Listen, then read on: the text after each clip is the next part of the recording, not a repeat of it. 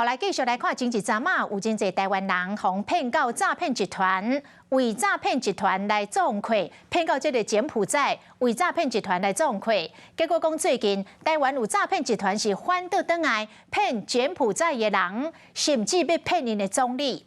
柬埔寨的总理叫做洪森，收到诈骗的简讯，这对方是偷用出名的企业家的头像来制造假账号，要求伊来汇钱。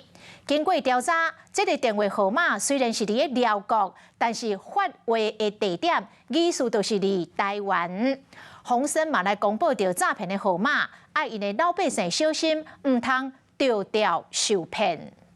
诈骗简讯越来越猖狂，而现在竟然有集团把魔爪伸到柬埔寨总理洪森身上，而这发信地还疑似在台湾。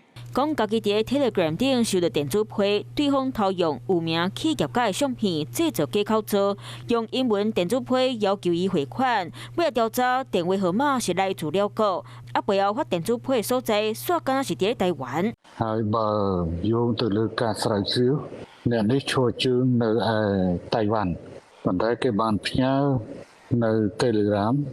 洪森认为可能集团唔知影是伊号码，才会传电子批过来。伊嘛甲假号码公布，爱大家说理。刑事局接到消息，嘛随甲当地政府联络。真实的 IP 在台湾，那可能会有机房哦。第二种就是他租用台湾的一个 VPN 来进行一个跳板的一个连结哈。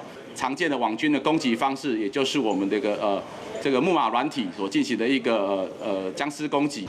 刑事局分析，即马亚洲上大诈骗所在伫寮国、缅甸和柬埔寨，主要用 Telegram 做投资、交朋友诈骗。去年因为台湾人正做抵押，互拐到柬埔寨关起来案件直直传，两个已经有合作基础，即位含总理也诈骗，警察卖专力调查，幕后主嫌。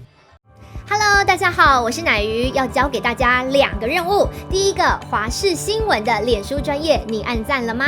还有华视新闻的 YouTube 频道，赶紧订阅起来，还要记得按赞，开启小铃铛哦。